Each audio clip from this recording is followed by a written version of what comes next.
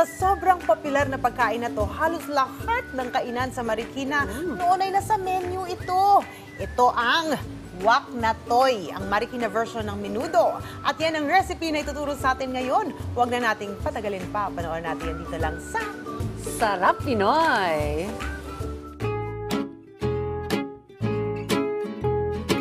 Good morning, Rise and Shine Pilipinas! Sa araw na ito ay meron na naman ako ibabahagi sa inyo na isang paboritong Marikina specialty, ang wak na toy. Ito ay isang version ng menudo. Wala nga lang itong patatas, carrots at kung ano pa mga ingredients. Ang main ingredient ito ay kasim, menudo cut pa rin.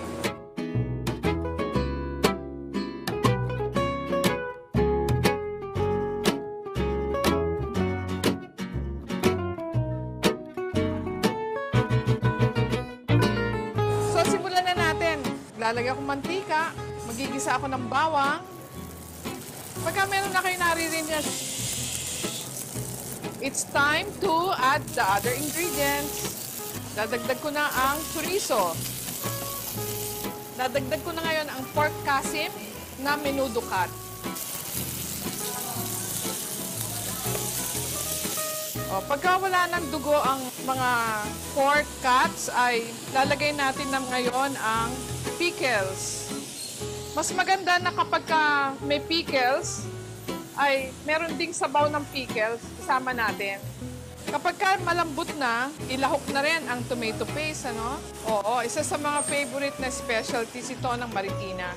Kakaiba yung pangalan, ano? Wak na toy. Mga unang panahon, dyan daw sa aming ilog, sa Ilog Marikina, ay maraming mga Chinese traders na nasa bangka. At kapag alam na nila na pupunta na sa Marikina yung mga Chinese traders, may mga inuutusan ng mga ina na maglako ng mga sari-saring mga specialties ng Marikina. At ang wak na toy nga ay isa doon. Sabi ng mga bata, bilhin na kayo, bilhin na kayo. Wala silang pangalan pa dito. Ang sasabihin naman ng mga Chinese traders, kumusawa na nga sila, wak na toy, wak na toy. Yan po. Kaya ang aming Marikina dish ay tinawag na wak na toy. Kapag malambot na siya, pwede nang idagdag ang mga sausage, red and green bell pepper. Maglalagay ako ng pampalinamnam na quick melt cheese. Itong niluluto ko ngayon ay half kilo lang ng pork strips, no? Kasim pork. At ito, makakapagpakain na ito ng isang pamilya na siguro mga 6 kayo sa isang pamilya. Ang nagasta lang dito, siguro mga a little less than 500. Yan, luto na ang wak na toy.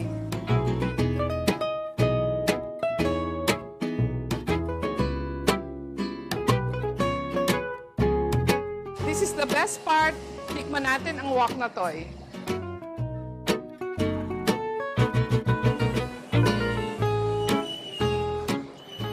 Ang sarap!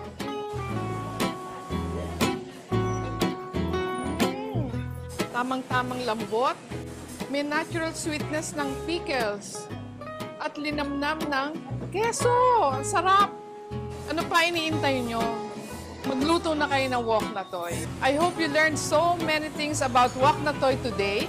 And kung na-miss ninyo itong episode na to, pwede naman ninyong balik-balikan sa social media pages ng Rise and Shine Pilipinas. Ganon din po sa aming mga social media pages. Muli, ako si Irma San Miguel, always happy to cook for you. Bye!